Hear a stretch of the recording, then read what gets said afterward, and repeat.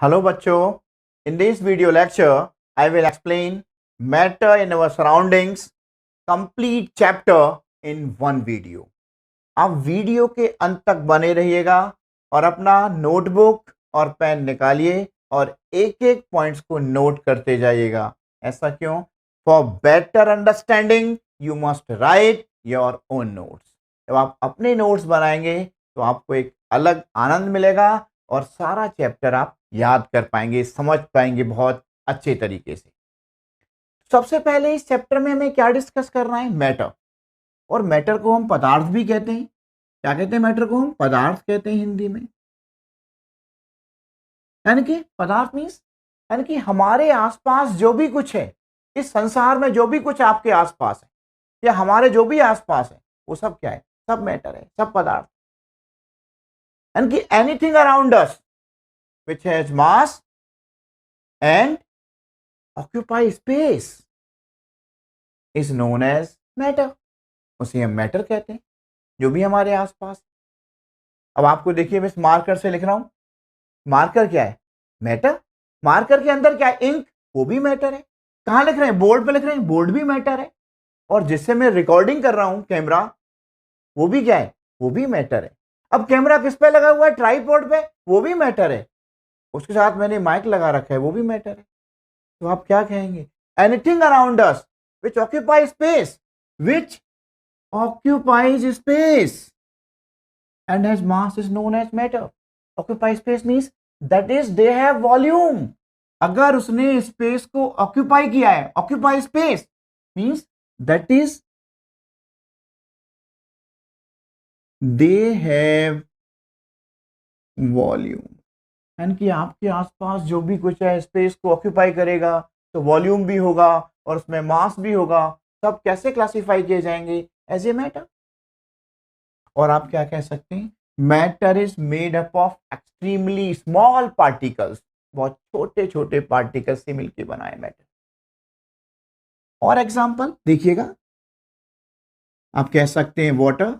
Water का formula क्या होता है? H2, वो भी मैटर है। एयर, वो भी मैटर है। मेटल्स, मेटल्स में बहुत सारे एग्जांपल ले सकते हैं, जैसे कि सिल्वर। सिल्वर का सिंबल Ag होता है, गोल्ड का सिंबल Au होता है, आयरन का सिंबल Fe, सब एक्सेट्रा क्या है? जितने सारे मेटल्स क्या हैं? सब मैटर है हमारे। Plants, rocks,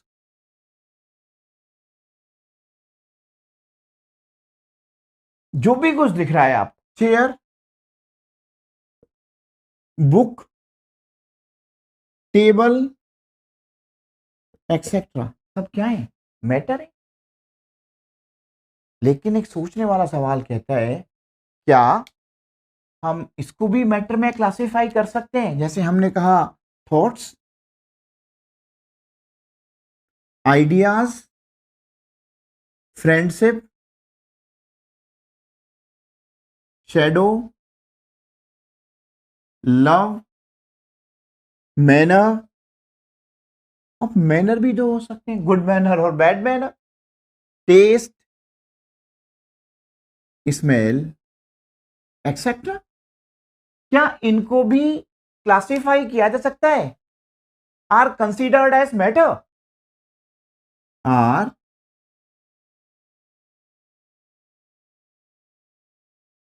considered as matter. क्या इनको भी एज ए मैटर कंसिडर किया जा सकता है? सोचिए, क्या आंसर है आपका? सोच लिया? क्या आंसर है आपका? उम्मीद है आपका आंसर नो ही होगा, क्योंकि जितने सारे आपको दिख रहे हैं thoughts, ideas, friendship, shadow, love, all they are do not occupy space. क्या आंसर दिया आपने? क्या आंसर मिला? All these do not occupy space. All these do not occupy space. ना तो स्पेस ऑक्यूपाई करते हैं and do not have mass, and do not have mass, hence they are not considered as matter. इसलिए इनको matter consider नहीं किया जा सकता है।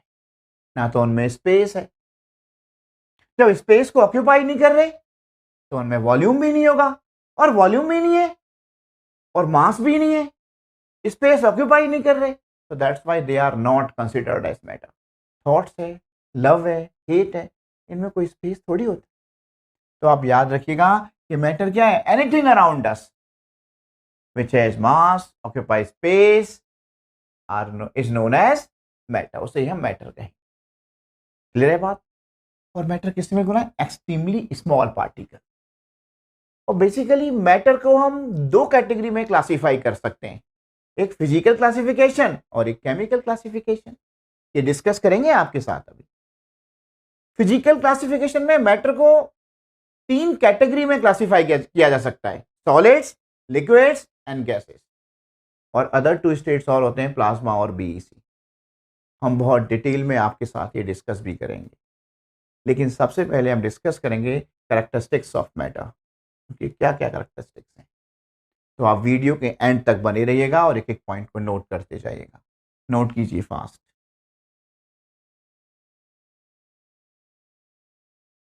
Characteristics of matter.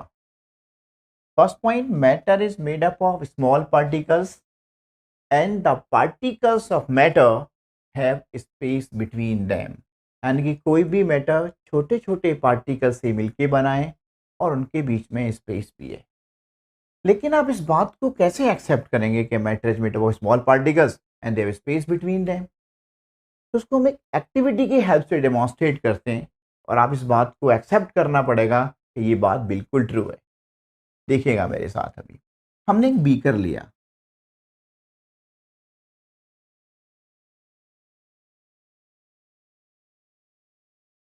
take a 250 ml beaker and fill the beaker with water। इसके अंदर क्या फिल किया है मेरे बच्चों?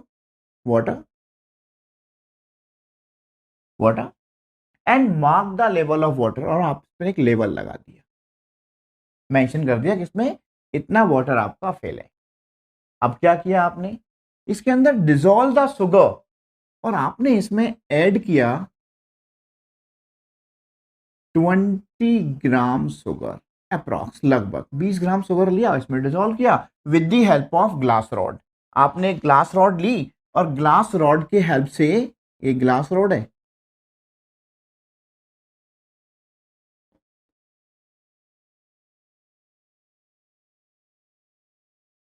आपने क्या किया? शुगर को डिसॉल्व किया। Dissolve sugar with the help of glass rod. अब डिसॉल्व करने के बाद फिर क्या करेंगे? आपको ऑब्जर्व करना होगा।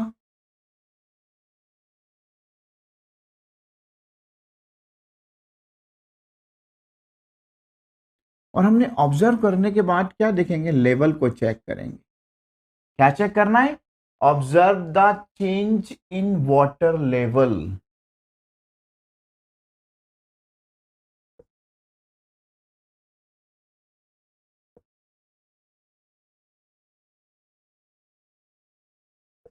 वाटर लेवल को हमें चेक करना है।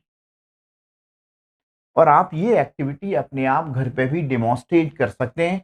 एक ग्लास लीजिए, उसमें शुगर को डिसॉल्व कीजिए, फर्स्ट उसमें वाटर डालिए और वाटर पे आप मार्क लगा दीजिए कितना वाटर है, उसमें आप 2 स्पून शुगर ऐड कीजिए। और ऐड करने के बाद अगेन आप लेवल चेक कीजिए कि लेवल में कोई चेंज आ रहा है या नहीं आ रहा। तो आप क्या पाएंगे? रिजल्ट क्या मिलेगा आपको? आप भी करके देखिएगा और मैं भी आपके साथ शेयर कर रहा हूं। The water level is not changed. क्या पाएंगे आप? Water level is not change, यानी कि वाटर का लेवल चेंज ही नहीं हुआ। तो ये क्या कह रहा है आपसे? इट इंडिकेट्स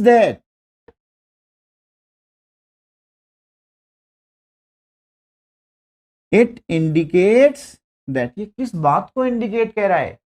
कि matter is made up of small particles and have space between them. यानी कि अभी हमने देखा कि मार्क लगाया, उसके बाद 20 ग्राम शुगर को ऐड किया। शुगर को ऐड करने से लेवल बढ़ना चाहिए था ना, लेकिन लेवल तो नहीं बढ़ा। इसका मतलब क्या है? यानी कि वो वाटर के पार्टिकल्स के बीच में ही डिसॉल्व हो गया, स्पेस को ऑक्यूपाई कर लिया। किसने? शुगर ने। शुगर ने क्या किया, occupy the space between water particles, यानी कि वाटर पार्टिकल्स के बीच में जो स्पेस था उसको शुगर ने ऑक्यूपाई कर लिया, तभी तो लेवल नहीं बढ़ा। और इस एक्टिविटी को आप खुद भी घर पे करेंगे आप, और तब ये बात कंफर्म कर लेंगे कि matter is made up of small particles and have space between them. हमने क्या लिखा है, water level is not change. आप भी इसको घर पे रिपीट करेंगे और ये क्या पाएंगे कि लेवल नहीं बढ़ा। तो फिर आप क्या कहेंगे, इट इंडिकेट्स दैट, ये क्या कह रहा है आपसे कि matter is made up of small particles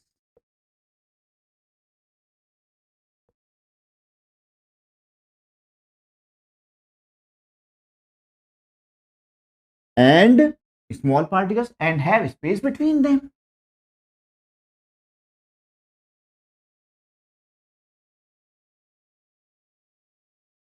आप इस एक्टिविटी को घर पे रिपीट करेंगे।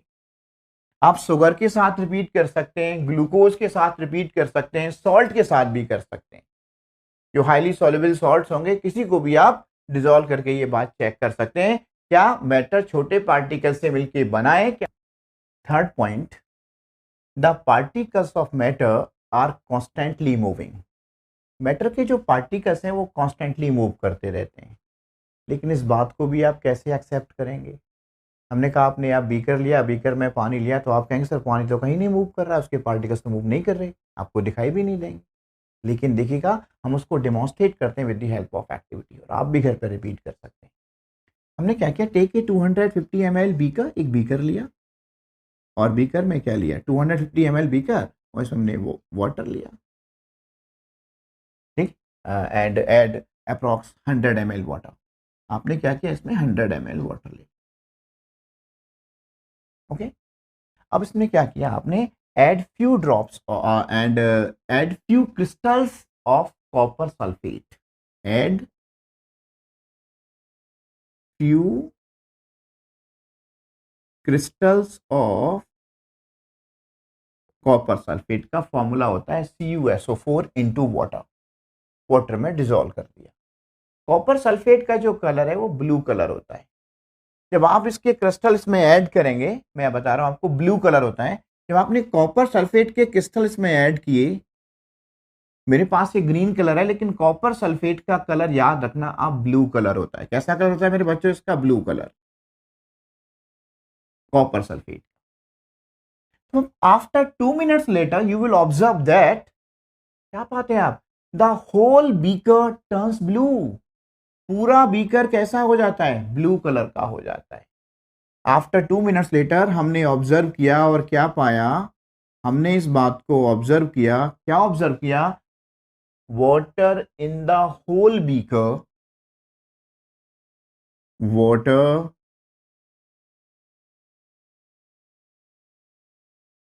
इन the whole beaker turns blue, पूरा ब्लू कलर हो जाता है। तब अगर ब्लू कलर हुआ है, क्यों हुआ है ब्लू कलर, क्योंकि जो वाटर के जो पार्टिकल्स थे, ये जो वाटर के पार्टिकल्स हैं क्या कर रहे हैं, मूव कर रहे हैं, रैंडमली मूव कर रहे हैं। और रैंडमली मूव करने से जो क्रिस्टल्स थे ये कंप्लीटली वाटर में, जो आपका होल बीकर था उसमें कंप्लीटली डिसॉल्व हो जाता है। समझ में आया है। और एक और पॉइंट याद रखना इस पॉइंट को, ये पॉइंट बहुत इंपॉर्टेंट है, the water in the whole beaker turns blue and this property is called diffusion. और ये प्रॉपर्टी क्या कहलाती है, ये भी पॉइंट बहुत इंपॉर्टेंट है, and this property is called diffusion. इस प्रॉपर्टी को हम डिफ्यूजन कहते हैं। आपके पास अगर कॉपर सल्फेट नहीं है तो आप इस एक्टिविटी को इंक की हेल्प से भी कर सकते हैं। आप ब्लू कलर का इंक लेना, रेड कलर इंक लेना, किसी भी कलर का आप इंक लेना, और आप बीकर लेना, बीकर में 1 पॉइंट आपने 4 to 5 ड्रॉप्स पुट है, आप इसके साथ साथ में 4 से 5 ड्रॉप्स आप इंक का ड्रॉप डाल देंगे वाटर में। तो अगर आपने 4 to 5 ड्रॉप्स इस साइड में डाला है तो आपका यही कलर ब्लू होना चाहिए या यही कलर रेड होना चाहिए। लेकिन आफ्टर 2 minutes लेटर, 2 मिनट बाद या 5 मिनट बाद आप देखते हैं कि whole beaker is reddish colour, red colour का या ब्लू कलर का, जो भी आपने इंक डाला है, तो ये एक्टिविटी क्या कह रही है आपसे? ये कह रहा है कि हमारे जो वाटर के पार्टिकल्स हैं वो कॉन्स्टेंटली मूव कर रहे हैं, और इंक का वाटर में डिसॉल्व हो जाना या कॉपर सल्फेट का वाटर में डिसॉल्व हो जाना, तभी तो वाटर आपका कैसा होगा, टोटली ब्लू कलर हो गया। अगर आपने ब्लू कलर ऐड किया है, रेड किया है, तो रेड कलर हो जाएगा। और ये प्रॉपर्टी क्या कहलाती है? Diffusion. What do mean by diffusion? Intermixing of two different types of matter. Diffusion means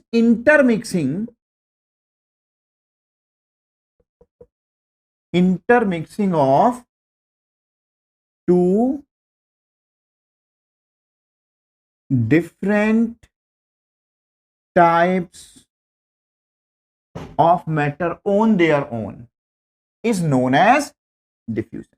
यानी कि पार्टिकल्स के इंटरमिक्सिंग हो जाने को हम क्या कहते हैं? डिफ्यूजन कहते हैं। अब एक सवाल आता है, क्या ये डिफ्यूजन टेम्परेचर पर डिपेंड करता है या नहीं करता? अब हमने क्या किया, आपके साथ 3 बीकर्स लिए हमने, ए, बी और सी।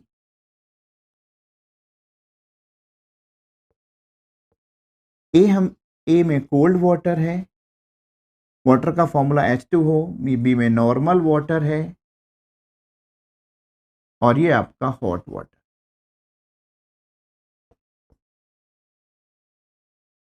और आपने सभी में क्या ऐड किया? कॉपर सल्फेट क्रिस्टल ऐड किए। सभी में क्या किए? आपने ऐड किया copper sulphate crystals, copper sulphate crystals. तो अब तीनों में ये ऑब्जर्व करते हैं, और आप भी इस एक्टिविटी को डेमोन्स्ट्रेट कर सकते हैं घर पे। स्प्रेडिंग ब्लू कलर, इन तीनों में ब्लू। अभी मैंने ये भी कहा था कि कॉपर सल्फेट का कलर कैसा होता है मेरे बच्चों? Blue colour. आप क्या ऑब्जर्व करते हैं? The spreading of blue colour of copper sulphate in hot water, in hot water यानी कि in beaker C, is faster rate than normal and cold water. यानी कि कोल्ड से फास्ट किस में था? नॉर्मल में था। नॉर्मल वाटर से फास्ट किस में था? हॉट वाटर में था। तब आपने क्या ऑब्जर्वेशन किया कि diffusion is directly proportional to temperature. क्या कहा आपने? Diffusion is directly proportional to temperature. ये समझ में आया? यानी कि जितना ज्यादा आपका टेम्परेचर होगा उतने ही जल्दी हमारे पार्टिकल्स इंटरमिक्स हो जाएंगे। यानी कि वो टेम्परेचर पे डायरेक्टली डिपेंड करता है। जितना ज्यादा टेम्परेचर उतने फास्ट इंटरमिक्स हो जाएंगे पार्टिकल्स। और इसका बेस्ट एग्जांपल, जब आपके घर में मम्मी आपके लिए राजमा और चावल बनाती है, राजमा एंड राइस, जब किचन में बन रहे होते हैं तो आपको स्मेल पहुंच जाती है आपके स्टडी रूम तक। और लेकिन जब वो राजमा और राइस बना के फ्रिज में रख दिए जाएं और तब उनको बाहर निकाल के डाइनिंग टेबल पर रख दिया जाए, तब आपको स्मेल स्टडी टेबल तक नहीं पहुंचेगी, डाइनिंग टेबल से। क्यों? जब किचन में बन रहे थे तो टेम्परेचर ज़्यादा था, वो हॉट थे। यानी कि इंटरमिक्सिंग ऑफ पार्टिकल्स कब ज़्यादा होगा? जब वो टेम्परेचर ज़्यादा होगा। तो वही हमने कहा कि हॉट वाटर में डिफ्यूजन फास्ट हो रहा है, क्योंकि diffusion is directly proportional to temperature. Higher the temperature, higher will be diffusion. जितना ज्यादा टेम्परेचर होगा उतने ही पार्टिकल्स का इंटरमिक्सिंग भी ज्यादा होगा। क्लियर है ये पॉइंट? और सबसे ज्यादा डिफ्यूजन किस में होगा? अभी हमने कहा था कि मैटर को हम बेसिकली 3 कैटेगरी में क्लासिफाई कर सकते हैं, सॉलिड, लिक्विड और गैस। सबसे ज्यादा जो इंटरमिक्सिंग होगा पार्टिकल्स का वो गैस में होगा। तो सबसे ज्यादा डिफ्यूजन किस में होगा? गैस में होगा, फिर लिक्विड में होगा, और फिर किस में होगा? सॉलिड्स में होगा। सॉलिड का जो मूवमेंट ऑफ पार्टिकल है सबसे स्लो होगा। सबसे फास्ट कौन करेगा? गैस रैपिडली मूव करता है, क्योंकि इनके पार्टिकल्स का जो इंटरमॉलिक्यूलर फोर्स ऑफ अट्रैक्शन है वो वीक है। ये बात भी हम आपके साथ बहुत डिटेल में डिस्कस करेंगे। तो ये पॉइंट बहुत इंपॉर्टेंट है जो हमें याद रखने, इनको भूलना भी नहीं है कभी। लेकिन एक और मेरे साथ देखिएगा, एक बहुत बेस्ट एविडेंस कि आप कैसे कहें कि हमारे पार्टिकल्स मूव कर रहे हैं, इसका जो बेस्ट एविडेंस दिया, वो बेस्ट एविडेंस दिया था रॉबर्ट ब्राउन ने। किसने? रॉबर्ट ब्राउन ने। Best evidence for the existence and movement of particles given by Robert brown. Beaker, and beaker is filled with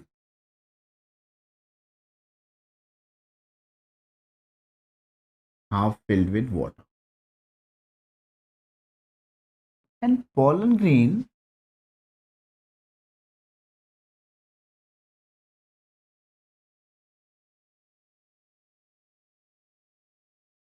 randomly moving in all directions. A zigzag motion of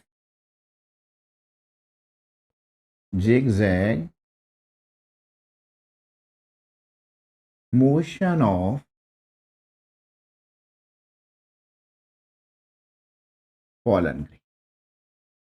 The zigzag movement of small particles is called Brownian motion. The zigzag motion of small particles is called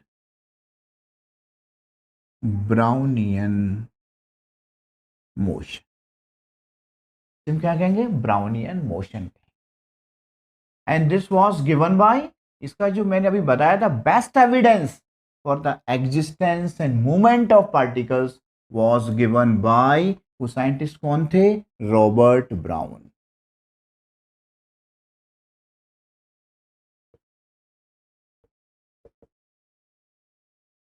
ये बात ध्यान. And the order of Brownian movements या diffusion. तो order of Brownian movement सबसे ज्यादा किस में होगा? गैसेस में.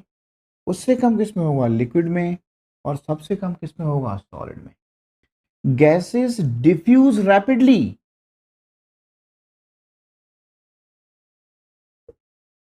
बताइए क्यों? Because gas particles move faster. Because gas particles moves rapidly.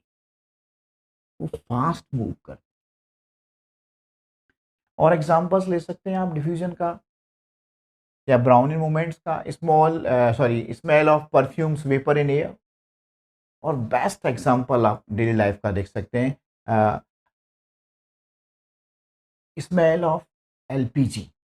आपके घर में एलपीजी सिलेंडर होता है जिसमें गैस होता है. एलपीजी का फुल फॉर्म क्या है?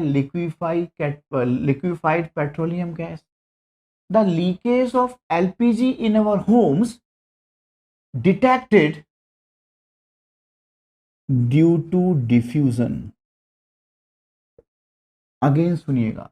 The leakage of LPG in our homes detected due to diffusion of strong smell of ethyl mercaptan, जिसका फॉर्मूला होता है C2H5SH.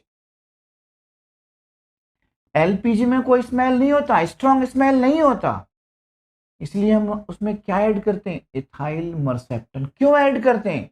To detect the leakage of gas. अगर घर में थोड़ी सी भी गैस लीकेज हो तो आपको स्ट्रॉन्ग स्मेल आए, जिससे आपको पता लगा सकें कि लीकेज हो रहा है एलपीजी गैस का. तो इस बात को ध्यान रखना. डिटेक्ट करने के लिए एलपीजी में हम क्या मिक्स करते हैं? C2H5SH इथाइल मर्सेप्टन, जो एक स्ट्रॉन्ग स्मेल प्रोड्यूस करता है. स्ट्रॉन्ग स्मेल रिलीज करेगा अगर कहीं भी रिलीज होगा तो, कहीं भी लीकेज होगा तो. The fourth point, the particles of matter attract each other. अगर पार्टिकल्स ऑफ मैटर एक दूसरे को अट्रैक्ट कर रहे हैं तो उसके पीछे क्या रीजन हो सकता है? Because there are some force of attraction. उनके बीच में क्या है? कोई फोर्स है. There are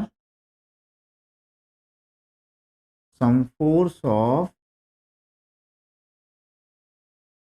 attraction between the particles of matter, between the particles of matter which bind them together, जो उनको एक दूसरे से बांध के रखता है, यानी कि उनके अंदर कोई फोर्स ऑफ अट्रैक्शन है।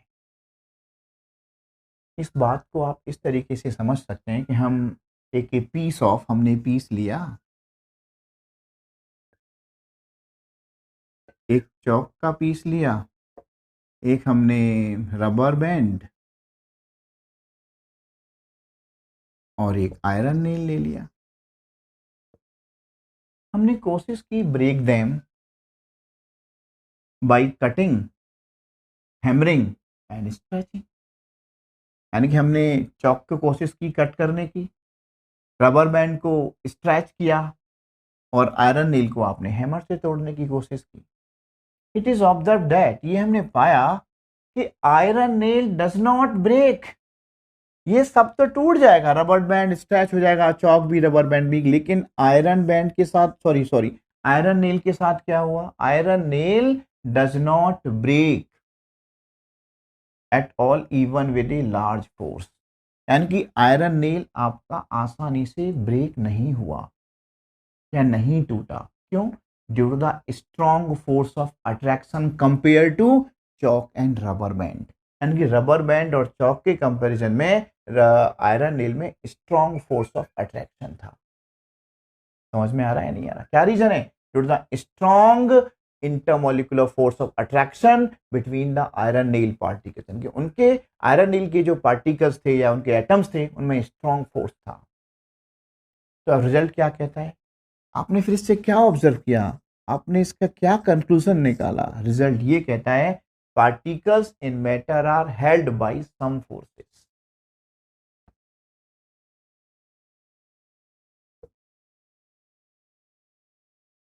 Matter are held by some forces, यानी कि उनके अंदर कोई फोर्स है। और जनरली ये force of attraction maximum solid में होगा और मिनिमम किस में होगा? गैसियस स्टेट में होगा। इसीलिए आयरन नेल आसानी से ब्रेक नहीं होता। ये बात याद रखना, हर पार्टिकल के बीच में एक फोर्स ऑफ अट्रैक्शन है। ये रिजल्ट इस बात को कंक्लूड करता है, या रिजल्ट इससे हमारा ये निकल के आता है, particles in matter are held by some forces. Classification of matter. Old concept के अकॉर्डिंग हमारे जो अर्ली इंडियन फिलोसफर्स थे उन्होंने कहा कि कोई भी ऑब्जेक्ट या कोई भी मैटर, कोई भी पदार्थ इस संसार में बेसिकली 5 चीजों से मिलकर बना है, जिसे हम कहते हैं पंच तत्व। क्या कहते हैं उसे हम? पंच तत्व।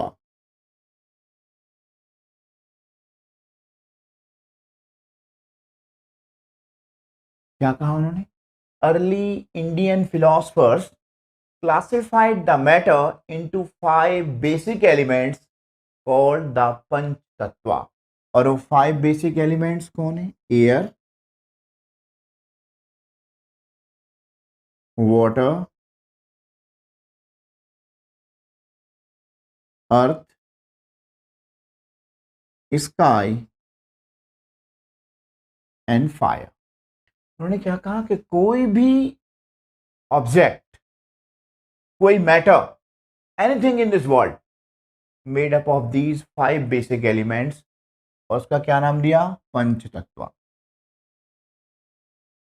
According to them everything living और non living was made up of these 5 basic elements।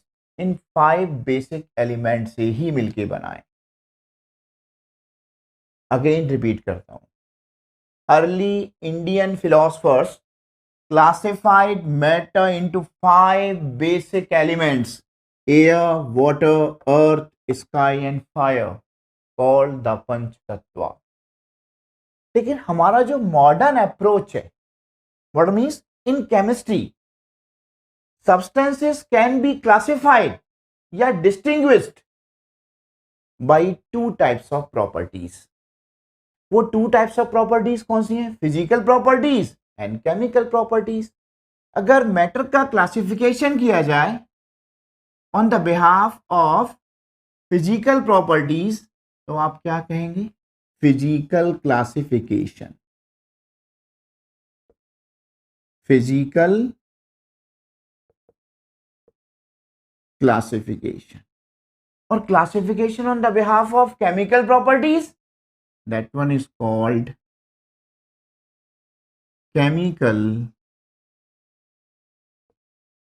Classification. अब सवाल ये भी उठता है कि फिजिकल और केमिकल क्लासिफिकेशन में डिफरेंस क्या है, हम मैटर को कैसे क्लासिफाई करेंगे अकॉर्डिंग टू फिजिकल प्रॉपर्टीज और according to chemical properties. Physical के अकॉर्डिंग मैटर को हम 3 कैटेगरी में क्लासिफाई कर सकते हैं, और वो 3 कैटेगरीज क्या है? Solid, liquid and gas. 3 properties क्या है? Solid, liquid and gas. यानी कि matter can be classified according to physical classification. क्या बताया हमने? Solid, liquid and gas. Solids are rigid. Solid कैसे होते हैं? रिजिड होते हैं। लिक्विड और गैसेस कैसे होते हैं? Fluid. They can flow easily, आसानी से फ्लो हो सकते हैं। अगर अभी हमने कहा सॉलिड कैसे हैं हमारी? रिजिड हैं। सॉलिड कैसे हैं? Rigid. So that's why they have definite shape and definite volume. Solid क्या रखते हैं? Definite shape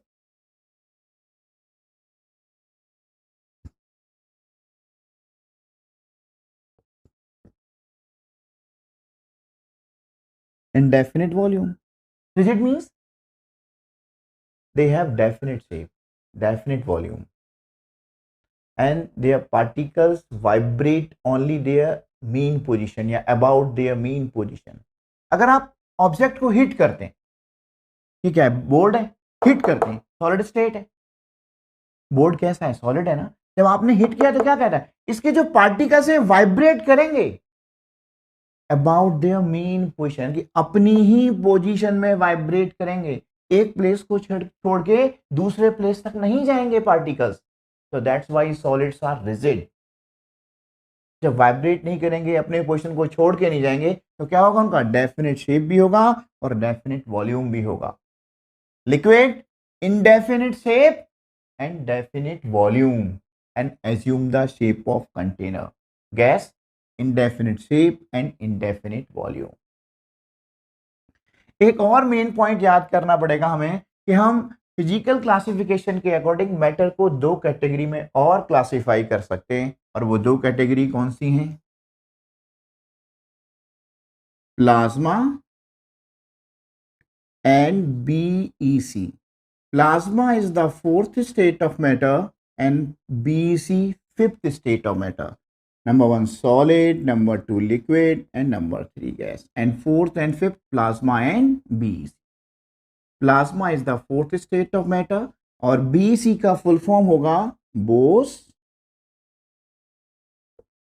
Einstein condensate. Bose-Einstein condensate. And plasma is the 4th state of matter which exists only at very high temperature, about 10 to the power 7 Kelvin पे exist करता है, which is found only in the interior of sun and star. And the matter in this stage in the form of ionized gas. और हमारा matter किस form में exist करेगा? Ionised gas की form में स्टेट एग्जिस्ट करता है plasma state के अंदर। फॉर एग्जांपल यूज करते हैं इसका नियॉन, इन नियॉन लाइट्स में इस्तेमाल करते हैं।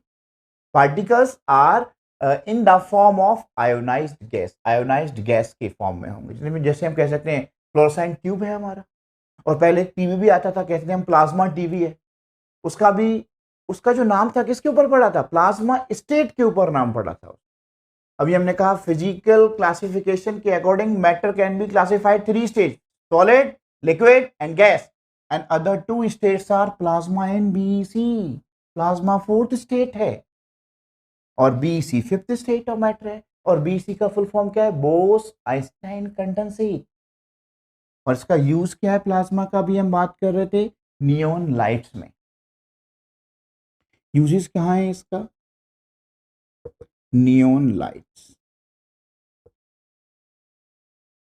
इसे हम अभी आप और भी कह सकते हैं फ्लोरोसेंट ट्यूबलाइट जो है आपका, उसमें भी इसी यही एक फॉर्म बनता है क्योंकि पार्टिकल्स आयोनाइज्ड गैस फॉर्म में होते हैं। BC is the fifth state of matter and it is formed by cooling, यानी कि लाइटर गैसेस को जब आप सुपर कूल करेंगे, एक्सट्रीमली लो डेंसिटी गैसेस को वेरी लो टेम्परेचर या super lower temperature, a stage is formed that is called BEC। यानी कि जब आप लाइटर गैसेस को सुपर कूल करेंगे और वो स्टेज मिलेगा, उसे क्या कहेंगे आप? BEC। अगेन देखिएगा, BEC is the fifth state of matter। BEC is formed by cooling of a gas of extremely low density to super lower temperature, and this stage BEC was discovered by CCK। ये 3 scientist ने मिलकर मिला था। C का मतलब होता है Cornell और कार्ल और के कैटरेट। इन 3 साइंटिस्ट ने मिलकर इस फॉर्म को discover.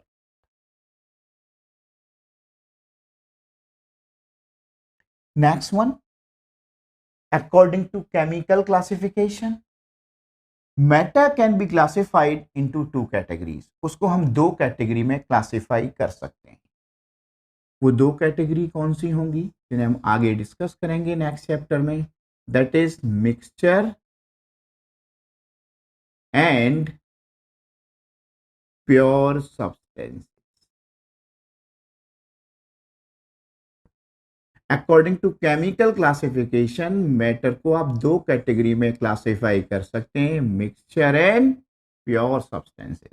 Properties that are closely linked to each other, shape, state of aggregation and intermolecular force of attraction. अगर आपका इंटरमॉलिक्यूलर फोर्स ऑफ अट्रैक्शन बहुत ज्यादा है, high intermolecular force of attraction, they are closely packed together. अगर closely packed है तो shape कैसा होगा? उनका फिक्स्ड हो जाएगा। ये सारी बातें क्या कहती हैं? आपस में लिंक करते हैं एक दूसरे के साथ। शेप कैसा है सॉलिड्स का? Fixed, they have fixed shape. Fix shape क्यों है उनका? क्योंकि उनके पार्टिकल्स क्लोजली पैक्ड हैं। इसे हम क्या कहते हैं? State of aggregation. जो पार्टिकल्स हैं सॉलिड्स के,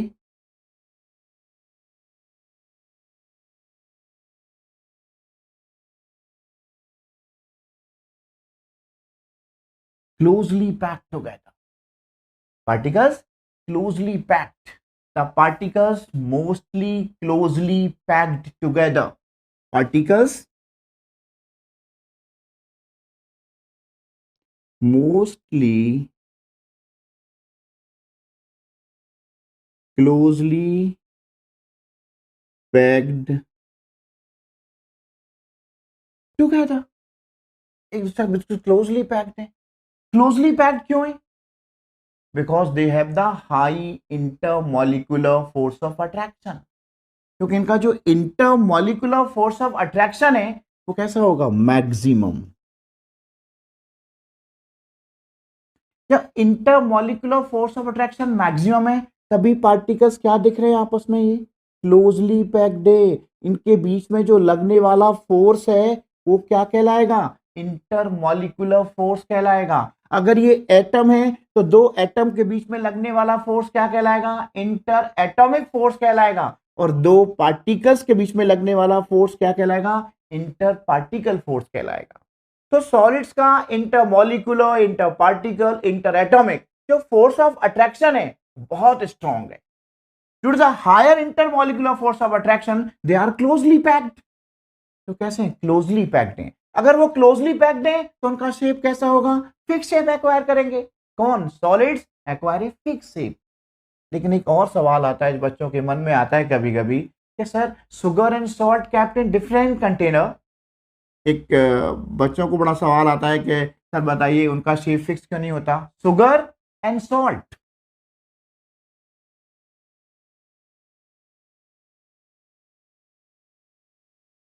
kept in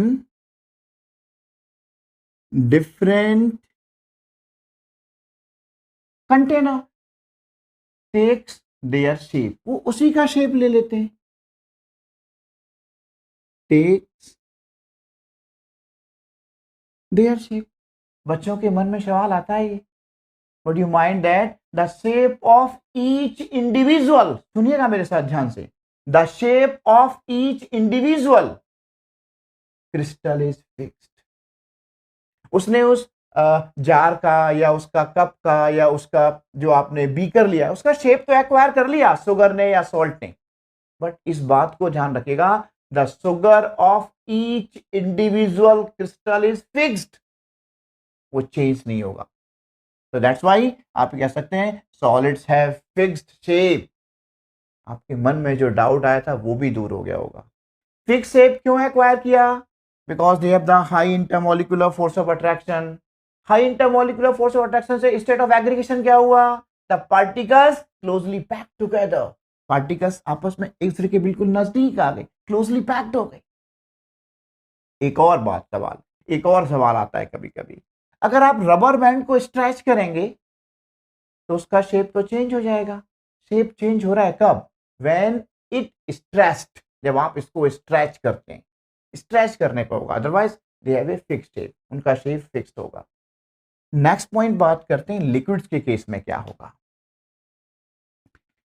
लिक्विड्स का जो inter atomic force of attraction है या इंटरमोलिकुलर फोर्स ऑफ अट्रैक्शन है वो क्या होगा? मैक्सिमम है।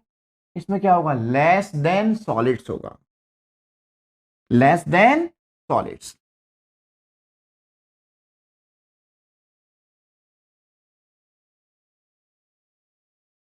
जब intermolecular force less than solids है तो जो पार्टिकल्स का जो क्लोजनेस है वो क्या हो जाएगा? थोड़ा डिस्टेंस हो जाएगा, यानी कि लेस देन सॉलिड्स, यानी कि पार्टिकल्स मोस्टली क्लोज पैक थे, क्लोज पैक तो हैं but less than solids.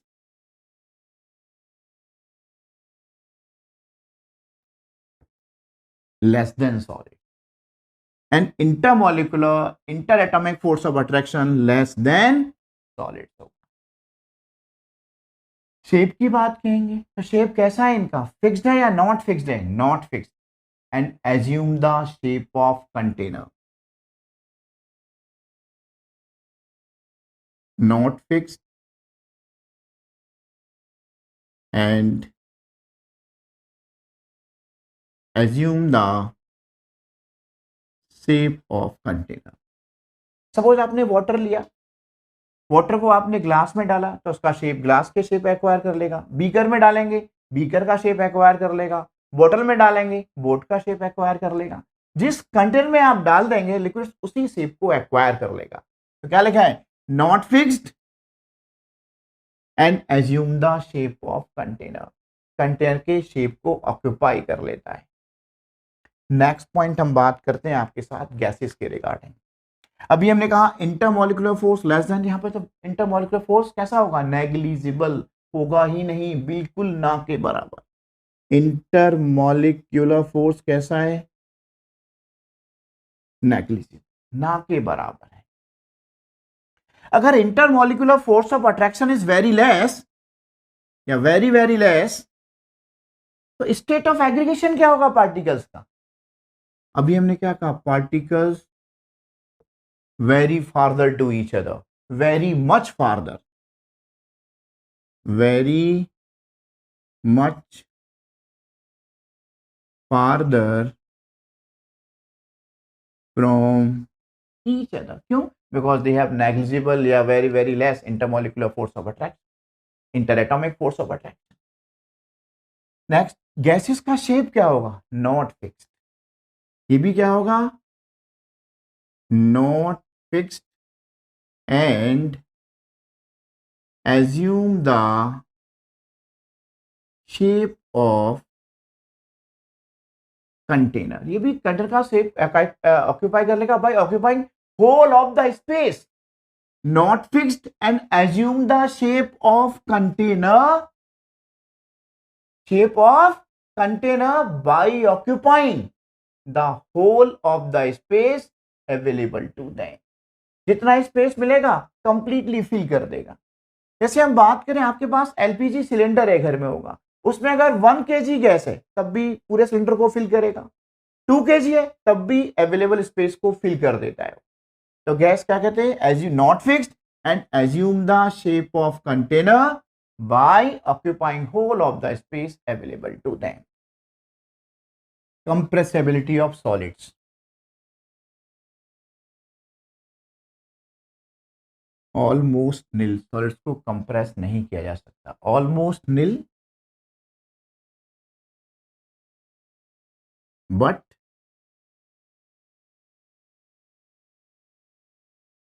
less than but more than solids, but more than solid से ज्यादा कंप्रेस किया जा सकता है, और वेरी लार्ज, इनको ज्यादा कंप्रेस किया जा सकता है। देखिएगा, आपने कोई एक पिस्टन लिया,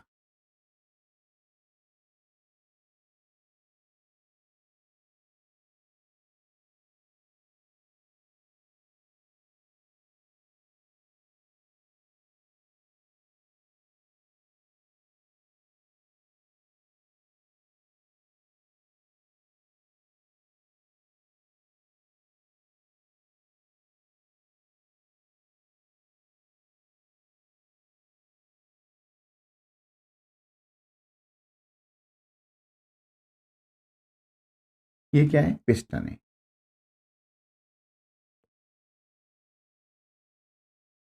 सपोज आपने इसके अंदर क्या फिलअप करी, आपने इसके अंदर फिल किया कॉमन सॉल्ट,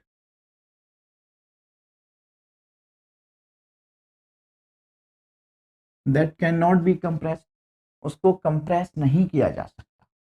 किसको कंप्रेस नहीं किया जा, कॉमन सॉल्ट। तो क्या कहेंगे, कंप्रेसिबिलिटी सॉलिड्स का कैसा है, नील है। कॉमन सॉल्ट लें या फिर आप शुगर लें, कोई भी सॉलिड लें, that can not B compress. अब इसमें आपने क्या क्या फिलअप किया, सपोज आपने वाटर लिया, वाटर को भी बहुत ना के बराबर कंप्रेस किया जा सकता है, वाटर। और अब आपने क्या फिल किया, एयर, इसमें क्या है, एयर है, एयर को ज्यादा कंप्रेस किया जा सकता है। तो कंप्रेसिबिलिटी मींस क्या उनको कंप्रेस किया जा सकता है, क्या उनको दबाया जा सकता है। Solids can not be compressed या ऑलमोस्ट नेग्लिजिबल या almost nil. Liquids compressed but more than solids, and gases very large compressed। जैसे फॉर एग्जांपल देखिए, अगर आप एलपीजी की बात करते हैं, एलपीजी क्या है, liquefied petroleum gas under high pressure. Cylinder के अंदर गैस क्या है, लिक्विड फॉर्म में है, क्योंकि उसको कंप्रेस किया, लिक्विड में कन्वर्ट हो रहा है। और सिलेंडर के बाहर क्या है, वो गैस फॉर्म में है। सिलेंडर के अंदर क्या है, वो लिक्विड फॉर्म में है, क्योंकि उसको आपने कंप्रेस्ड किया। कंप्रेस करने से क्या हुआ, उसका स्टेट चेंज हुआ, लिक्विड गैस से किसमें कन्वर्ट हुई, लिक्विड में। कहा, सिलेंडर के अंदर। तो वही लिखा है ना, वेरी लार्ज कंप्रेस गैसेस। तो एलपीजी का फुल फॉर्म क्या है, लिक्विफाइड पेट्रोलियम गैस। उसको लिक्विड में कन्वर्ट किया अंडर हाई प्रेशर। जब आप कंप्रेस करेंगे, प्रेशर बढ़ाएंगे उसका, तो गैस किस में कन्वर्ट हो जाएगा, लिक्विड में कन्वर्ट होगा। तो गैस सिलेंडर के अंदर किस फॉर्म में है, लिक्विड फॉर्म में है। सिलेंडर के बाहर किस फॉर्म में है, गैस फॉर्म में है। तो इसका मतलब समझ में आया ना, गैसेस को कंप्रेस ज्यादा किया जा सकता है। नेक्स्ट पॉइंट की बात करते हैं हमारे बच्चों, रिजिडिटी एंड फ्लूइडिटी। सॉलिड्स कैसे हैं, रिजिड हैं। सॉलिड्स कहते हैं रिजिड, मतलब डू नॉट फ्लो, वो फ्लो नहीं हो सकते। डू नॉट फ्लो, इनको फ्लो नहीं किया जा सकता। लिक्विड्स फ्लो हो सकते हैं, from higher level to lower level, flow easily flow होंगे, from higher level to lower level. आपका पानी, आपका छत के ऊपर जो टैंक है, टैंक में वाटर है, रूफ पर टैंक लगा हुआ है, टैंक में वाटर, नीचे टैप से पानी गिर रहा है, फ्लो हो रहा है easily, higher level to lower level. अब lower level to higher level अपने आप नहीं जाएगा, वो नेचुरल प्रोसेस नहीं है। इलेक्ट्रिक पंप से जा सकता है ऊपर, बट नेचुरल फिनोमेना नहीं होगा। ओके, आप किसी भी देखा होगा, आप लेक्स में देखें या रिवर का फ्लो देखें, हायर लेवल टू कहाँ होगा? लोअर लेवल होगा। कोई भी फॉल देखें सब वो क्या होगा? Lower level to higher level to lower level ही वाटर फ्लो करेगा, या कोई भी लिक्विड फ्लो करेगा। Next, gases flow in all direction, flow in all direction, ये हर डायरेक्शन में फ्लो करेगा।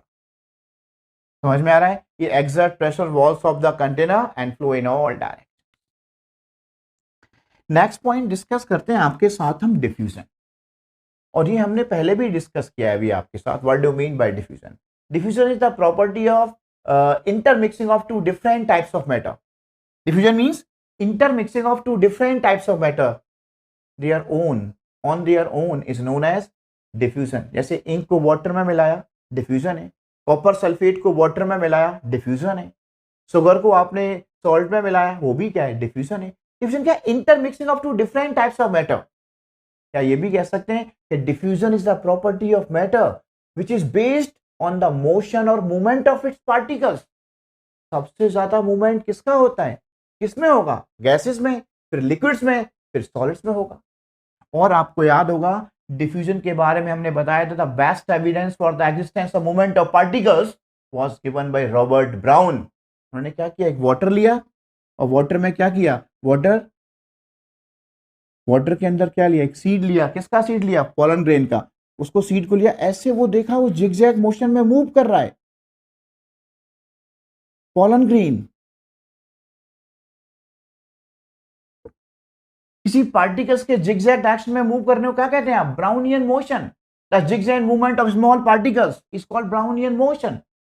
और ये किस पर डिपेंड करता है? टेम्परेचर पर डिपेंड करता है। जितना ज्यादा टेम्परेचर होगा उतना ही ज्यादा मूवमेंट ऑफ पार्टिकल्स भी होगा। और इसका एक बेस्ट एग्जांपल मैंने दिया था, आपको याद होगा, जब आपकी मम्मी जब किचन में राजमा और राइस बना रही होती हैं, तो उसका स्मेल आपकी स्टडी टेबल तक पहुंच जाता है। फास्ट डिफ्यूजन हो रहा है, पार्टिकल्स का स्मेल आपके पास तक पहुंच रहा है। क्यों? कि वो हॉट है, उनका टेम्परेचर ज्यादा है। अगर फ्रिज में रख दिए जाए और फिर बाहर निकाला जाए, तब उनका स्मेल आपके पास तक नहीं पहुंचेगा। तो यानी कि हम कह सकते हैं कि diffusion is directly proportional to temperature. Higher the temperature, higher diffusion, lower the temperature, lower diffusion. तो ये बात आप याद रखना। और पहले वीडियो में हमने जो आपके साथ पढ़ाया, अभी जो पढ़ाया हमने, उसमें आप डिटेल से इसको आप पढ़ सकते हैं, देख सकते हैं। स्मेल ऑफ परफ्यूम्स, वेपर्स बहुत ज्यादा होता है, तो वो गैस है, ज्यादा रैपिडली मूव कर रहा है। एक और बेस्ट एग्जांपल दिया था, हमारा जो एलपीजी सिलेंडर है, लिक्विफाइड पेट्रोलियम गैस, उसमें कोई स्ट्रॉन्ग स्मेल नहीं होता। स्ट्रॉन्ग स्मेल के लिए क्या कर देते हैं? उसमें हम इथाइल मर्सेप्टन ऐड कर देते हैं। क्यों? तो उसका स्मेल बहुत स्ट्रॉन्ग होता है, जिससे अगर घर में लीकेज हो तो उसके स्मेल से हम डिटेक्ट कर सकें लीकेज ऑफ एलपीजी। तो याद रखना, आप एलपीजी में अपना कोई स्ट्रॉन्ग स्मेल नहीं होता है, उसमें क्या ऐड करते हैं हम? Ethyl mercaptan to detect the leakage of gas.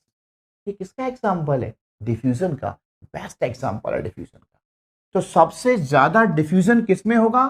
सबसे ज्यादा डिफ्यूजन होगा गैसेस में, यानी कि मैक्सिमम डिफ्यूजन।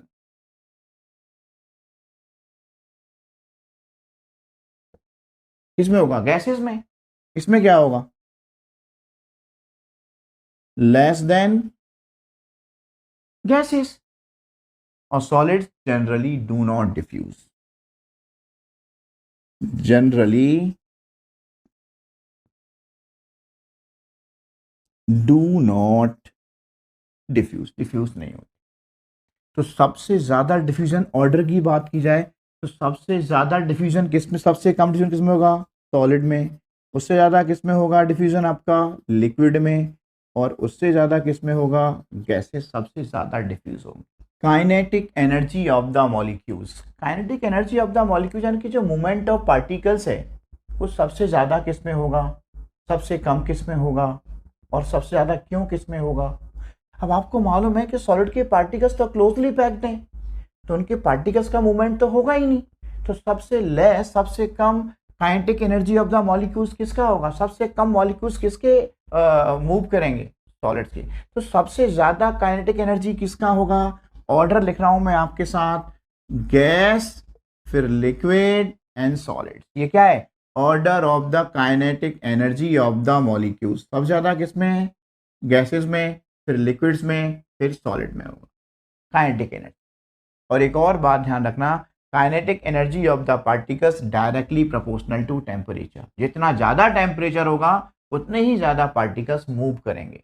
ये पॉइंट याद रखना, kinetic energy of the particles is directly proportional to temperature. Higher the temperature, higher will be the movement of particles. Next point, volume. एक और बात मेरे बच्चों, अभी मेरे से 4th पॉइंट मिस हो गया था, तो अभी मैंने वॉल्यूम यहाँ लिख दिया है आपके साथ। तो 4 नंबर में से इस बात का आप ध्यान रखना, 4 के बजाय मैंने 5, 6, 7 मेंशन किया था वहाँ, इस बात का आप ध्यान रख लेना। सॉरी इस बात के लिए मेरे बच्चों। और आप हमारा जो वीडियोज़ हैं आप ज़्यादा से ज़्यादा अपने फ्रेंड्स को शेयर करें, लाइक करें, सब्सक्राइब करें। यही मेरी बात है आपसे मेरे बच्चों। आप ज़्यादा से ज़्यादा अपने फ्रेंड्स के साथ शेयर करें।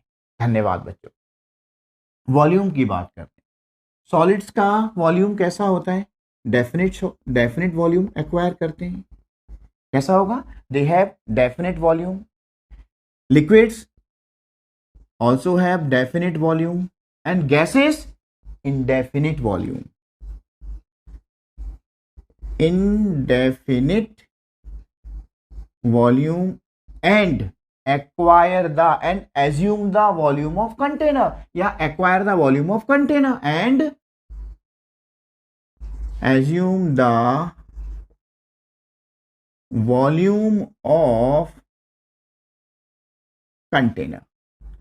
अगर आपका एलपीजी सिलेंडर, आपका गैस है, अगर सिलेंडर का शेप डिफरेंट टाइप्स का है तो डिफरेंट शेप को एक्वायर कर लेगा, वॉल्यूम भी उसका डिफरेंट हो जाएगा। अब मेरे साथ एक बेस्ट एग्जांपल देखिएगा। सपोज ये आपका एक बैलून है कोई, और एक ये भी बैलून देखे होंगे आपने मार्केट में। दोनों बैलून का आपने धागे से बांध रखा है, इसके अंदर क्या है? एयर है। डिफरेंट बैलून हैं, दोनों बैलून का शेप कैसा है? फिक्स्ड है। सॉरी, दोनों का शेप कैसा है? डिफरेंट शेप है। तो आप ये बताइए, here gas takes the shape of, gas ने कौन सा शेप एक्वायर कर लिया है? बैलून का शेप एक्वायर कर लिया है। शेप जब शेप डिफरेंट एक्वायर कर लिया है तो ऑब्वियसली इनका वॉल्यूम भी क्या होगा? डिफरेंट वॉल्यूम होगा। तो इस बात को आप ध्यान रखिएगा कि gases take the shape of balloon and also they have different volumes. इस बात को भी आप याद रखिएगा। नेक्स्ट पॉइंट हम बात करेंगे मेरे बच्चों, डेंसिटी। वैसे तो डेंसिटी क्या होता है? आप डेंसिटी जानते हैं, मास अपॉन वॉल्यूम। जो सब्सटेंस लाइटर होंगे उनका डेंसिटी कम होगा, जो थोड़े हैवी होंगे उनका डेंसिटी ज्यादा होगा। तो गैसेस तो बहुत लाइटर होती हैं, तो सबसे कम डेंसिटी किसका होता है? गैसेस का होता है। सबसे कम डेंसिटी किसका है? गैसेस का है। सबसे ज्यादा डेंसिटी किसका होगा? सॉलिड का। तो डेंसिटी का ऑर्डर होगा, सबसे ज्यादा डेंसिटी होगा सॉलिड्स का, फिर लिक्विड्स का, फिर गैसेस का। ये ऑर्डर किसका है? डेंसिटी का ऑर्डर है। सबसे ज्यादा डेंसिटी किसका होगा? सॉलिड्स, लिक्विड्स और फिर गैसेस का डेंसिटी का ऑर्डर होगा। Next point, melting and boiling point की बात करते हैं। Both have above room temperature, यानी कि सॉलिड्स के केस में जो मेल्टिंग और बॉइलिंग पॉइंट है above room temperature, above room temperature, यानी कि रूम टेम्परेचर से ज्यादा इनका मेल्टिंग और बॉइलिंग पॉइंट होगा। लिक्विड्स की बात की जाए तो मेल्टिंग पॉइंट बिलो होगा रूम टेम्परेचर से, melting point below room temperature. और गैसेस की बात की जाए तो melting point and boiling point both below room temperature.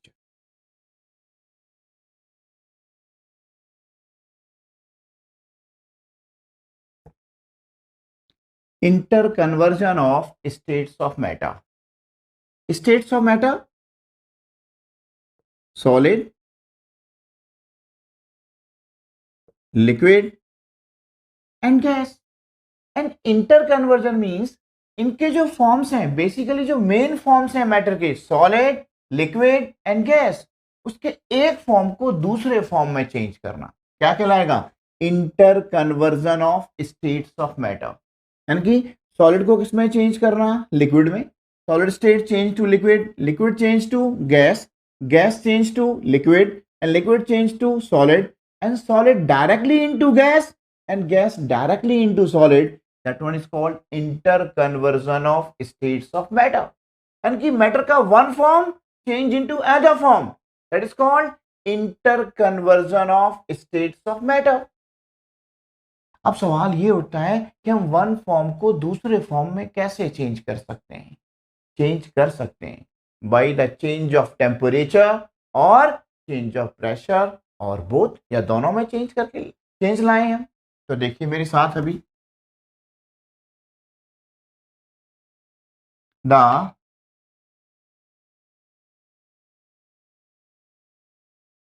Change of states of matter can be brought about by. ये दो तरीके से हो सकता है. कैसे हो सकता है, अभी हमने डिस्कस किया आपके साथ.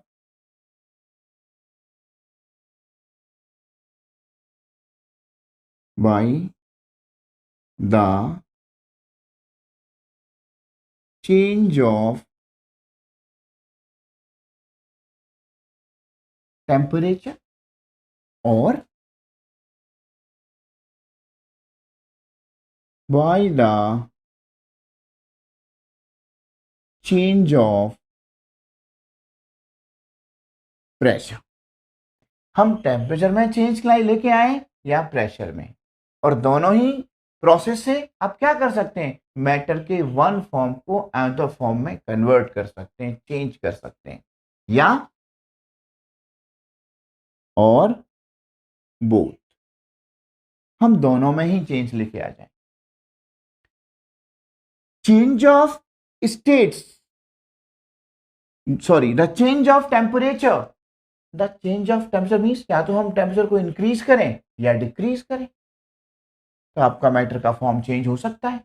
और आप ये भी कह सकते हैं matter can be changed from one form to another form by, क्या आएगा, heating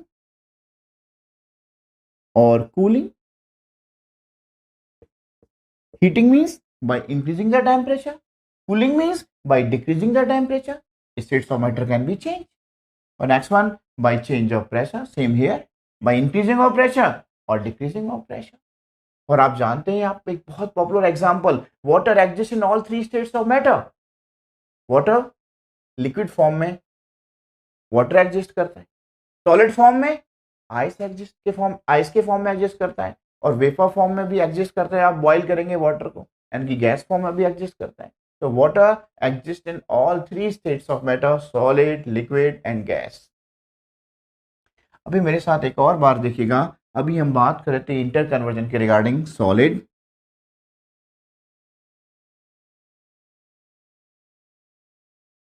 liquid and gas.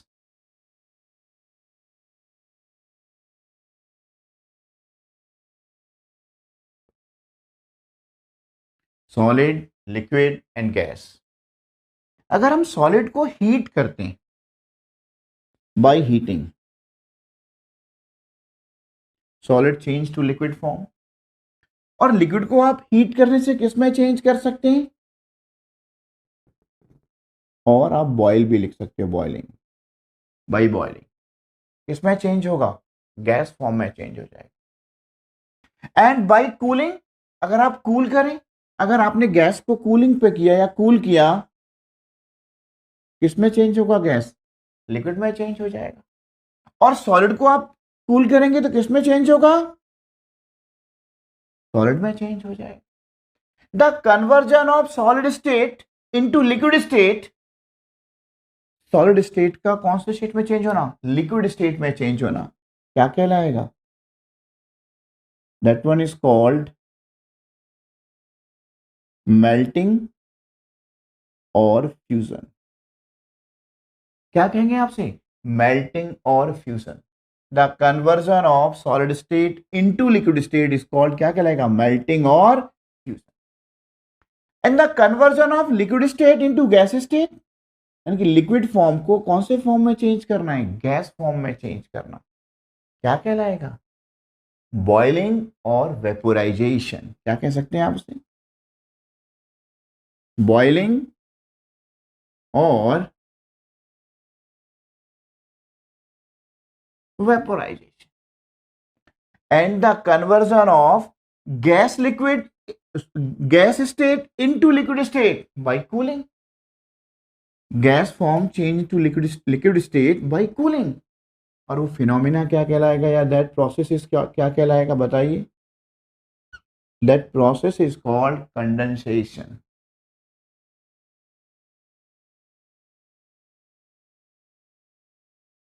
And conversion of liquid state into solid state by cooling, that is called solidification or freezing। क्या कहेंगे, solidification और freezing। next point, if solid state directly change into gas, अगर आप solid state को directly किस form में change कर देते हैं,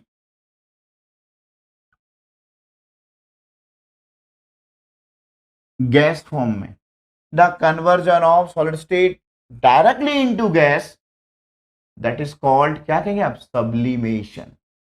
क्या कहेंगे,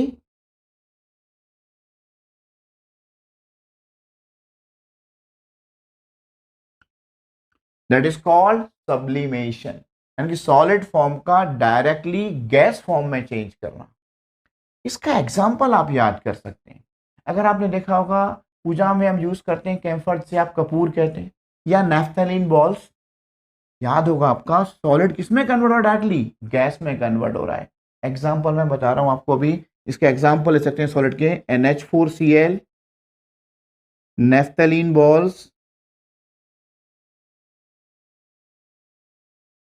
आयोडीन ले सकते हैं, कैम्फर ले सकते हैं, and solid CO2, solid carbon dioxide directly convert into gas. And CO2 gas form में अगर है तो by increasing the pressure directly change into, इसमें चेंज कर सकते हैं, सॉलिड कार्बन डाइऑक्साइड में इसको डायरेक्टली चेंज कर सकते हैं आप। तो वो क्या कहलाएगा, अगर गैस का कन्वर्जन डायरेक्टली इनटू सॉलिड, ये बात ध्यान रखिएगा मेरे साथ अभी, the conversion of gas form directly into solid form, that one is called deposition।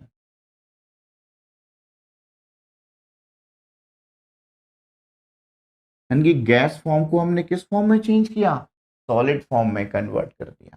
अभी मैं बात कर रहा था आपके साथ, तो अगर कार्बन डाइऑक्साइड गैसियस फॉर्म में है तो अंडर हाई प्रेशर और by decreasing the temperature that convert into solid CO2, solid carbon dioxide, जिसे आप क्या कहते हैं, solid CO2, also known as dry ice. इसे हम ड्राई आइस के नाम से जानते हैं। Matter can be change by change of temperature और प्रेशर, अभी ये एक्सप्लेन किया। अभी हम ये एक्सप्लेन करते हैं कि हम टेम्परेचर को कैसे मेजर कर सकते हैं, कितने स्केल्स हैं। There are 3 scales of measuring of temperature and these are degree Fahrenheit, degree Celsius and Kelvin. And Kelvin is the SI unit of temperature. ऐसा यूनिट क्या है उसका, केल्विन है। और केल्विन से पहले हम कभी भी डिग्री सेल्सियस का यूज नहीं करते क्योंकि एक एब्सोल्यूट टेम्परेचर है। एंड इनको आपस में कैसे इंटर कन्वर्ट कर सकते हैं, इंटर कन्वर्जन कैसे कर सकते हैं, मेरे साथ देखिएगा। अभी हमने कहा what is the boiling point of water, आपने कहा था boiling point of water equal to 100 degree Celsius. Boiling point क्या है, 100 डिग्री सेल्सियस।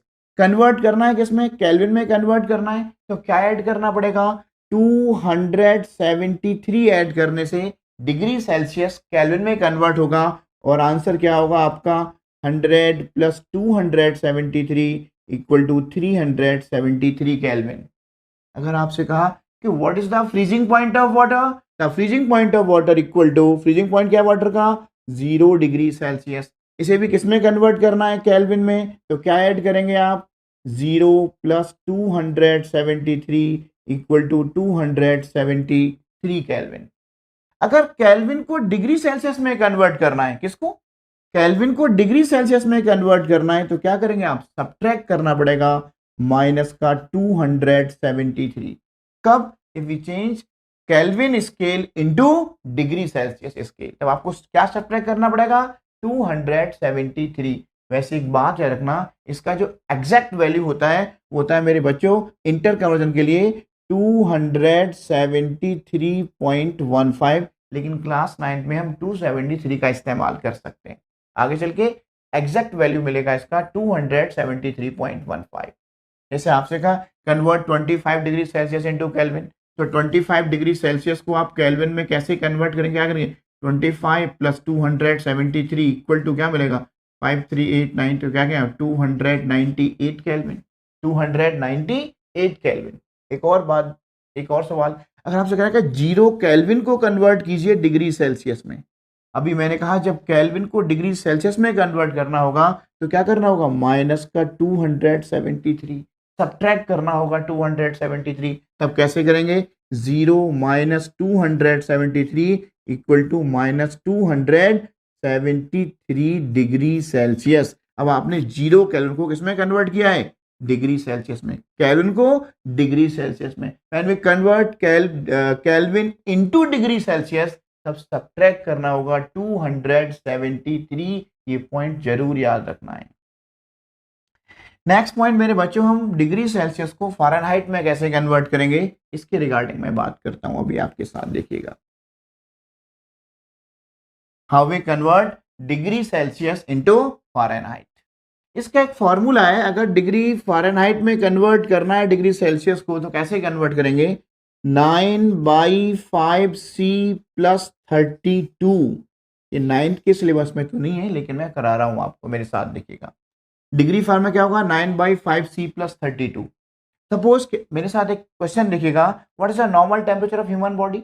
अगर आपको कोई फीवर नहीं है, किसी डिसीज से सफर नहीं कर रहे, तो हमारा नॉर्मल टेम्परेचर क्या होगा ह्यूमन बॉडी का, what is the normal temperature of human body, that is 37 degree Celsius. और अभी हमने पढ़ाया अगर 37 डिग्री सेल्सियस को किसमें कन्वर्ट करना है, डिग्री फ़ारेनहाइट में, सॉरी केल्विन में कन्वर्ट करना है, तो क्या करेंगे आप, 37 प्लस 273 इक्वल टू 310 केल्विन मिलेगा। और इसको अगर कन्वर्ट करना है डिग्री फ़ारेनहाइट में, आपने देखा होगा थर्मोमीटर में क्या आते हैं, 98.6 डिग्री फ़ारेनहाइट, जो हमारा स्केल है डिग्री फ़ारेनहाइट, जिससे हम अपना फीवर मेजरमेंट करते हैं, अपना टेम्परेचर मेजर करते हैं, कितना टेम्परेचर है हमारा। फॉर्मूला क्या है, 9/5C plus 32 equal to 9/5C क्या है आपका 37। मैंने अभी कहा normal temperature of human body 37 degree Celsius plus 32, 5 7 जा 35, 5 4 जा 20, मल्टीप्लाई करेंगे आप, 9 4 36, 66.6 प्लस 32 क्या मिलेगा, 98.6 डिग्री फ़ारेनहाइट। तो ये फॉर्मूला है डिग्री सेल्सियस को फ़ारेनहाइट में कन्वर्ट करने का, 9/5C plus 32, C stand for degree Celsius होगा, यहाँ उसका वैल्यू पुटअप करेंगे आप, केल्विन में मिल जाएगा। तो ये बात ध्यान रखेगा, what is the normal temperature human body, 37 degree Celsius, in kelvin 310 kelvin, and degree Fahrenheit 98.6 degree Fahrenheit. एक और बात देखिएगा, चेंज ऑफ प्रेशर की बात कर रहे थे, ये भी बात है, ये भी पॉइंट एक बहुत इंपॉर्टेंट पॉइंट है मेरे बच्चों, इसको भी आप जरूर याद रखना। अभी हमने बताया था, ऐसा नहीं है, the physical state of substance can also be brought about by change the pressure. When high pressure is applied, ये प्रेशर आप हाई करेंगे, गैस कन्वर्टेड इनटू लिक्विड, और प्रेशर थोड़ा रिड्यूस करेंगे, समझ में आ रहा है, तब गैस किस में कन्वर्ट हो जाएगा, gas is converted into liquid, या कह सकते हैं gas is liquefied.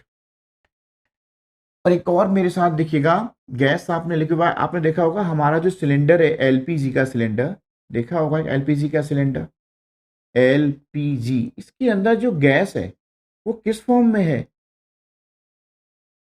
Liquid form में है, तभी तो कहते हैं उसको लिक्विफाइड पेट्रोलियम गैस। और सिलेंडर के बाहर क्या है, वो गैस फॉर्म में है, because gas stored cylinder under high pressure. जब इसका बहुत ज्यादा प्रेशर है, अंडर हाई प्रेशर, तभी वो किस में कन्वर्ट हो रखा है, गैस लिक्विड में कन्वर्ट हो रखा है। जब प्रेशर डिक्रीज होगा तो वो गैस में कन्वर्ट हो जाएगा। यानी कि अब यही बात हमने कहा था कि दोनों फॉर्म से बाय इंक्रीजिंग और decreasing pressure states of matter can also be change, उनको भी चेंज किया जा सकता है। एक और पॉइंट याद रखिएगा, चेंज ऑफ प्रेशर, प्रेशर को मेजरमेंट करने के 3 यूनिट्स हैं। यूनिट कौन कौन से हैं इसको मेजर करने के मेरे बच्चों? एक है एटीएम को कहते हैं हम atmospheric pressure, atmospheric pressure unit. एक नेक्स्ट यूनिट है हमारा बार, और बार भी कहते हैं, और हम इसको कहते हैं पास्कल। पास्कल को हम डिनोट करते हैं पीए से, and pascal is the SI unit of pressure. जो एसआई यूनिट है प्रेशर का वो क्या है हमारा? Pascal. Pascal is the SI unit of pressure. There are 3 scales at ATM, atmospheric pressure unit, bar and Pascal. And Pascal is the SI unit of pressure. एक और बहुत याद रखिएगा, आगे क्लासेस में आपको काम आएगा। 1 atmospheric pressure equal to 1.01325 into 10 to the power 5 Pascal. One latent heat. Latent heat means hidden heat.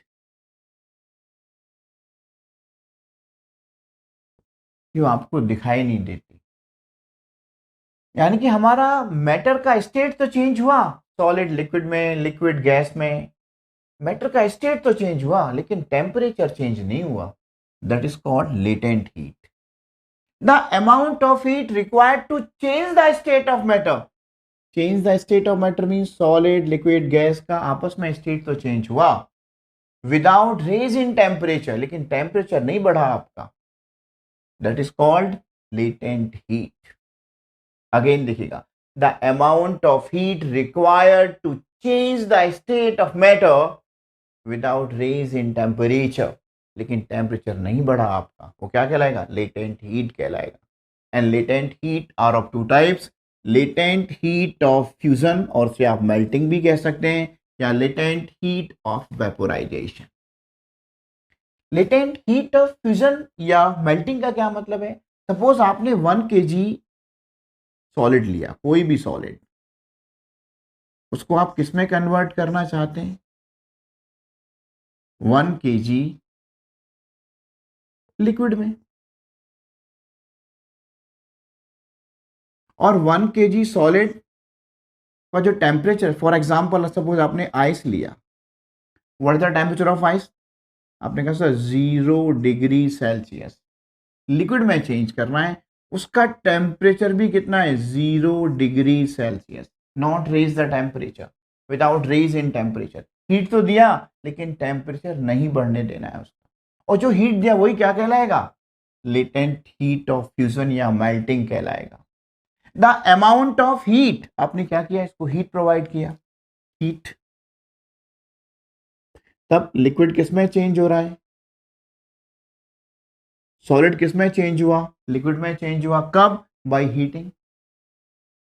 The amount of heat required to convert 1 kilogram of solid into 1 kilogram of liquid, या 1 kilogram ice into 1 kilogram water at atmospheric pressure is called latent heat of fusion या latent heat of melting।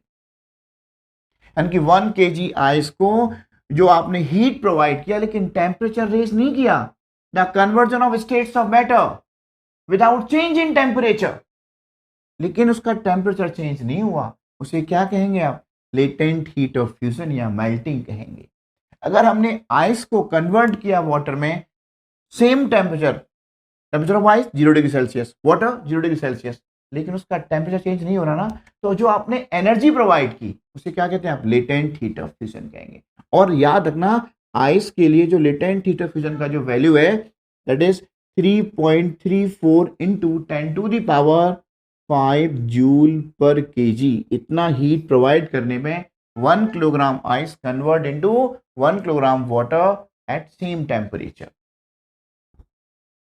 Next point is latent heat of vaporization, the amount of heat required to convert 1 kilogram liquid, 1 kilogram liquid को या 1 kg liquid को आपने किस में convert करना है? Completely 1 kg vapours में कंप्लीट कर देना है। तो वो क्या कहलाएगा? 1 kg लिक्विड चेंज इनटू किसमें कन्वर्ट किया? वेपर्स में। At atmospheric pressure at its boiling point, क्या कहेंगे उसे आप? Latent heat of vaporisation. Again देखिएगा मेरे साथ, the amount of heat required to convert 1 kilogram liquid into gas at atmospheric pressure at its boiling point is called latent heat of vaporisation. अगर आपसे water की बात की जाए, फॉर एग्जाम्पल अगर हमने वाटर को कन्वर्ट कर देना है वेपर्स में, 1 किलोग्राम वाटर को कंप्लीटली वेपर्स में कन्वर्ट करना है, तब वाटर का लेटेंट हीट ऑफ वेपोराइजेशन का जो वैल्यू होगा वो उसका याद रखना 22.5 इंटू 10⁵ जूल पर केजी होगा। अब एक और पॉइंट याद रखना, लोग कहते हैं ना कभी, अब देखा है हम 100 डिग्री सेल्सियस वाटर का बॉइलिंग पॉइंट है, स्टीम का बॉइलिंग पॉइंट भी 100 डिग्री सेल्सियस है, इससे जलना ज़्यादा डेंजरस है। स्टीम से जलना ज़्यादा डेंजरस रहेगा। क्यों? Because steam has more latent heat of vaporisation in comparison to boiling water. ये पॉइंट जरूर याद रखना है आप। सेम, तो जो बेस्ट फीलिंग इफेक्ट मिलेगा, जो कूलिंग का इफेक्ट मिलेगा, वो किससे मिलेगा? 0 डिग्री सेल्सियस आइस ज्यादा बेटर कूलिंग इफेक्ट देगा या 0 डिग्री सेल्सियस वाटर? तो आप क्या कहेंगे? 0 degree Celsius ice has better cooling effect in comparison to 0 degree Celsius water, क्योंकि इसका लेटेंट हीट ऑफ फ्यूजन या लेटेंट हीट ऑफ मेल्टिंग ज्यादा है। The difference between vaporisation and evaporation, लेकिन दोनों में डिफरेंस क्या है और कॉमन क्या है, इस बात को हमें देखना पड़ेगा। वेपोराइजेशन और इवेपोरेशन दोनों में कॉमन है उनके फॉर्म का चेंज होना। लिक्विड फेज का गैस फेज में चेंज होना, ये दोनों में कॉमन है। Liquid phase change into gas phase और वेपर फॉर्म, ये दोनों में कॉमन है। In case of vaporisation, liquid phase change into gas phase or vapor phase. In case of evaporation, liquid phase change into gas phase. ये बात दोनों में common है कि लिक्विड स्टेट गैस स्टेट में चेंज हो जाएगा, जो कि स्टेट्स ऑफ मैटर है। लेकिन दोनों में कॉमन क्या चीज है? अभी मैंने बताया लिक्विड फेज का गैस फेज में चेंज होना। फिर डिफरेंस क्या है दोनों में? The process in which liquid phase change into gas phase greater than it's boiling point. Liquid phase का गैस फेज में चेंज होना greater than it's boiling point, greater than it's boiling point is called vaporisation. किसी भी liquid का gaseous form में change होना greater than it's boiling point, उसके boiling point से ज्यादा, क्या कहलाएगा? वेपोराइजेशन।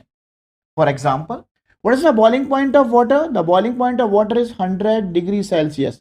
Above 100 degree Celsius, जब आप बॉइल करते हैं वाटर को, that change into gaseous phase, that phenomena is called vaporization. Next point, the conversion of liquid phase into gas phase. Liquid phase का गैस फेज में चेंज हो जाना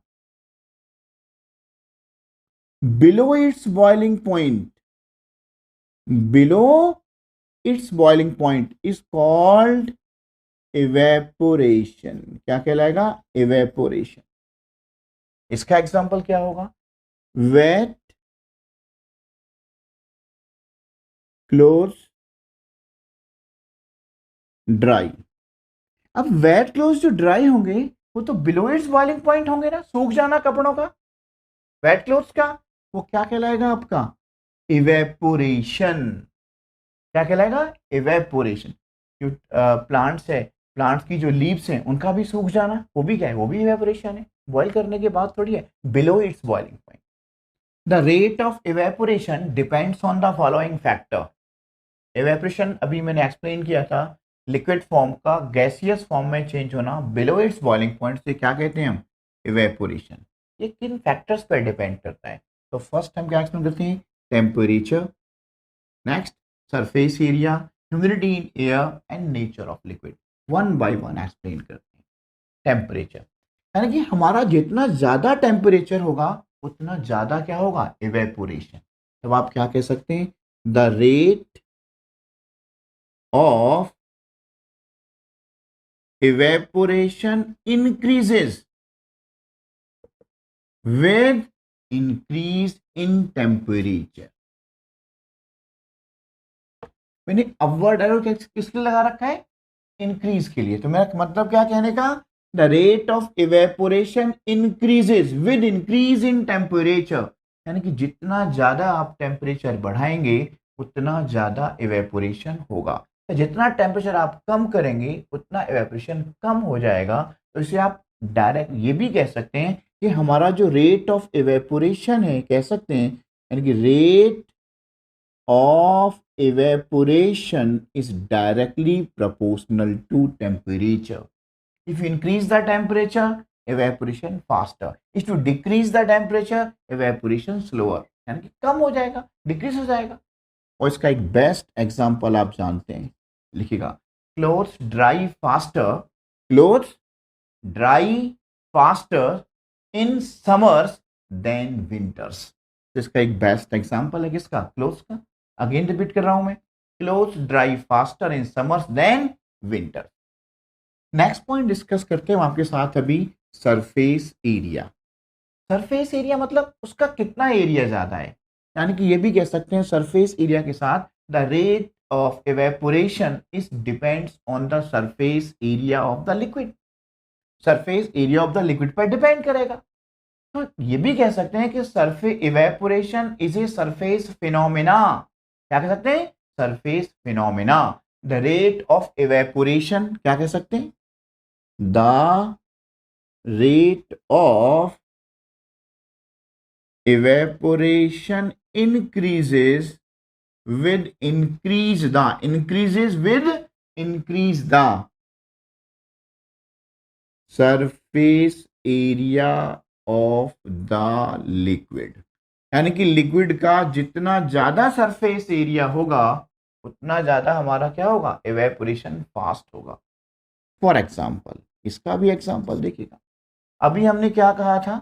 temperature के साथ clothes dry faster in summers than winters, यानी कि we increase the temperature, evaporation increases. अब हम क्या करें? एरिया, सरफेस एरिया की बात करते हैं।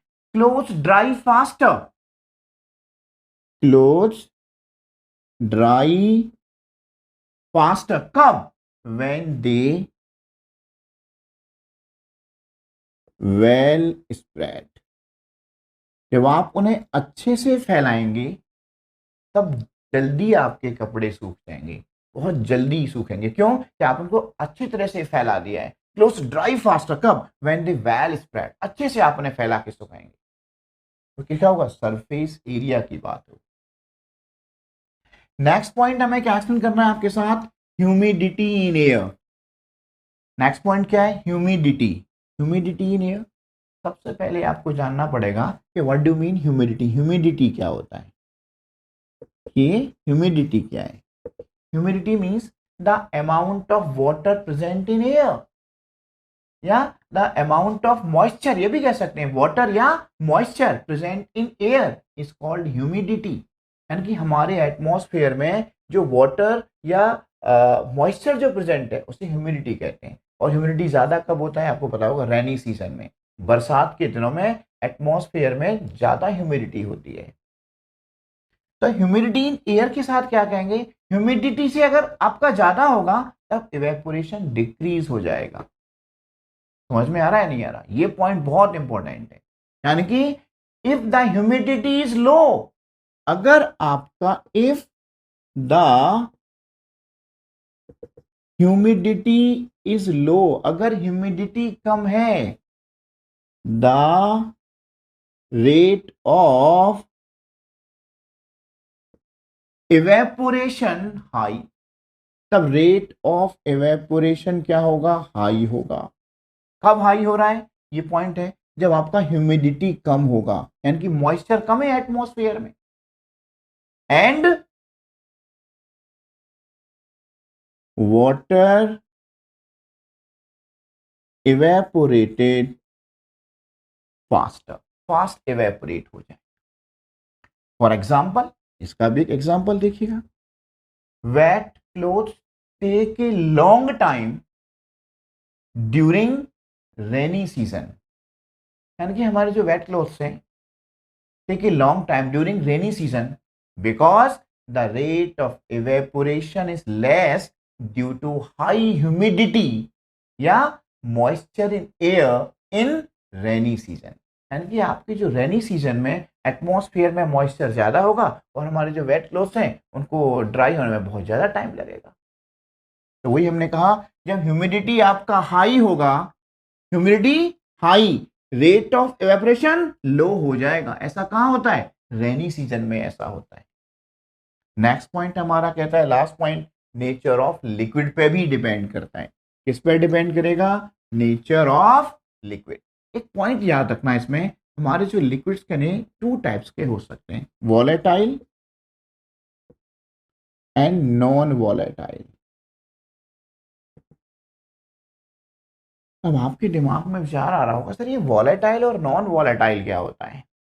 वॉलेटाइल ऐसे लिक्विड्स हैं जो हाईली इवेपोरेट हो जाएंगे, जो बहुत जल्दी इवेपोरेट हो जाएंगे, बहुत कम टेम्परेचर पे जो इवेपोरेट हो जाएंगे, लिक्विड स्टेट से गैसियस स्टेट में कन्वर्ट हो जाएंगे, उन्हें हम कहते हैं volatile liquids.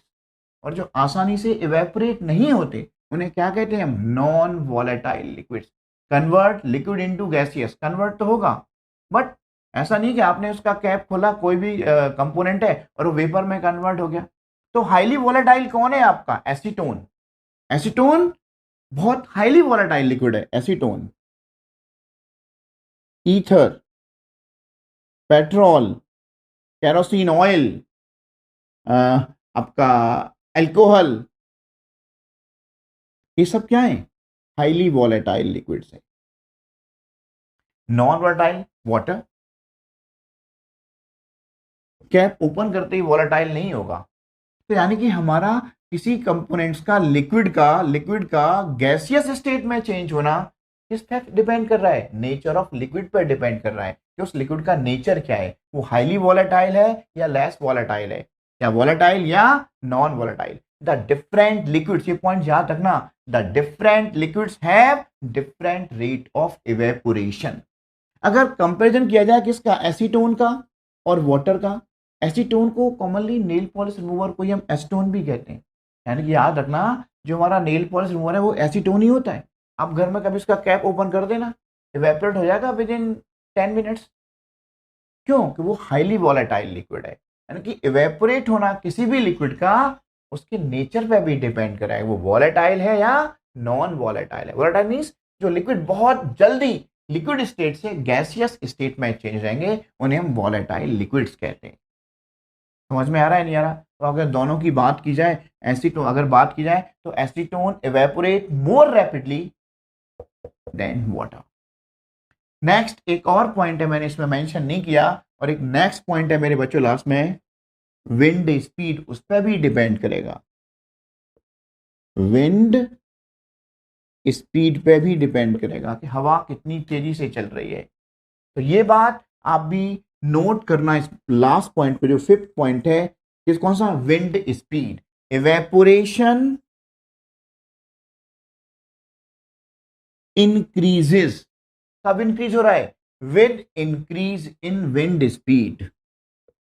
With increase in wind speed. अगर हवा तेजी से चलेगी तब आपका इवेपोरेशन भी फास्ट होगा. For example, clothes dry faster on windy day. जब हवाएं तेज चलती हैं तब कपड़े जल्दी सूख जाते हैं. अगेन रिपीट कर रहा हूं मैं, clothes dry faster on windy day. Evaporation causes cooling effects. ये बात आप जानते हैं कि cotton clothes are used to wearing in summer season. ऐसा क्यों है?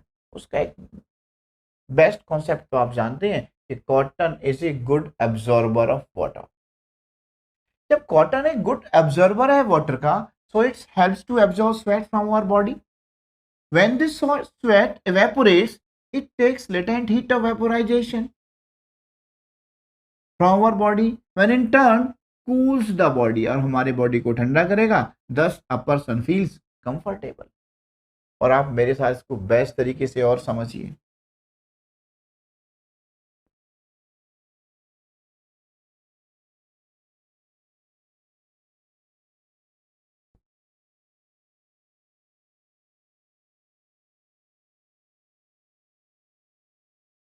अब आपने जो ये शर्ट पहन रखा है, ये शर्ट किसका बना है? कॉटन का. अगर आपको स्वेटिंग होगा, पसीना आएगा, स्वेटिंग बॉडी में, तो कॉटन क्लोथ्स क्या करेंगे? इसे एब्जॉर्ब कर लेंगे. कॉटन क्लोथ्स क्या करेगा? Absorb sweat from our body. हमारे बॉडी से ये कॉटन क्लोथ्स क्या करेगा? स्वेट को एब्जॉर्ब कर लेगा. And due to latent heat of vaporisation, अब ये स्वेट, ये जो वाटर के ड्रॉपलेट्स हैं, स्वेट मतलब जो वाटर के ड्रॉपलेट्स हैं, ये जो वाटर है, क्या होगा? हमारी बॉडी से हीट को एब्जॉर्ब करेगा. इट एब्जॉर्ब हीट, जिसे कहते हैं आप, जब बॉडी से हीट को एब्जॉर्ब करना, क्या कहलाएगा? Latent heat of vaporisation. Due to latent heat of vaporisation, ये जो वाटर ड्रॉपलेट्स हैं क्या होंगे? ये जो वाटर के जो ड्रॉपलेट्स हैं क्या होंगे? इवेपोरेट होंगे. इवेपोरेट मतलब गैसियस फॉर्म में चेंज आएंगे, इवेपोरेट हो जाएंगे. तब आपकी जो बॉडी का जो टेम्परेचर है वो क्या होगा? डिक्रीज होगा. तब बॉडी का टेम्परेचर क्या होगा? Body temperature decreases. और तब क्या होगा? अभी हमने क्या कहा? From body which in turn cools the body, body temperature decrease होगा. Thus a person feel comfortable. आप बेटर महसूस करेंगे समर्स में. तब क्या पहनेंगे आप? Cotton clothes. People sprinkle water on the roof और open ground on a hot sunny day. जब बहुत तेज गर्मियां पड़ती हैं या हॉट सनी डे में लोग स्प्रिंकल करते हैं वाटर को रूफ पे या ग्राउंड में. ऐसा क्यों? कंफर्टेबल फील करने के लिए. और कंफर्टेबल फील कब करेगा? जब टेम्परेचर डिक्रीज हो जाएगा. तो टेम्परेचर कैसे डिक्रीज होगा वो मेरे साथ देखिएगा. ये आपका रूफ टॉप है,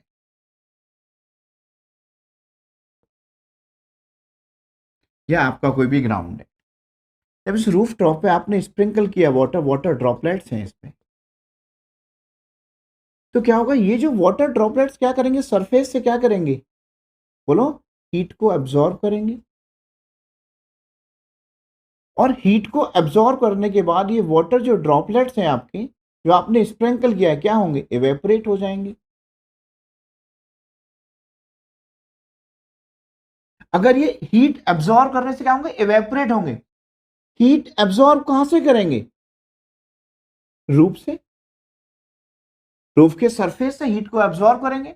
जब रूफ के सरफेस से हीट को एब्जॉर्ब करेंगे तब क्या होगा? टेम्परेचर डिक्रीज हो जाएगा. और जब टेम्परेचर डिक्रीज हो जाएगा तो आप फील क्या करेंगे? बेटर फील करेंगे. एक और पॉइंट दिखेगा. अब सवाल होता है जो हीट को एब्जॉर्ब कर रहे हैं वो हीट कौन सा है? वो हीट है लेटेंट हीट ऑफ वेपोराइजेशन. जो हीट एब्जॉर्ब किया है फ्रॉम द रूफ, वो हीट कौन सा है? That heat is latent heat of vaporisation. Again देखिएगा मेरे साथ. जब आपने जो रूफ पे वाटर स्प्रिंकल किया है वो हीट को एब्जॉर्ब करेगा. हीट एब्जॉर्ब कहां से कर रहा है? रूफ के सरफेस से हीट को एब्जॉर्ब कर रहा है. तो टेम्परेचर क्या होगा? डिक्रीज हो जाएगा और आप फील बेटर करेंगे. नेक्स्ट पॉइंट, जो हीट एब्जॉर्ब कर रहा है वो हीट कौन सा है? Latent heat of evaporation. And water droplets क्या होंगे? इवेपोरेट्स हो जाएंगे. टेम्परेचर डिक्रीज हो जाएगा और आप फील बेटर करेंगे. वही लिखा भी है. When water is sprinkled on a hot surface, it gets evaporated quickly. As evaporated, water leaves the surface cool. क्यों? Temperature decrease हुआ. Due to the large latent heat of vaporization of water. और हम better feel करेंगे.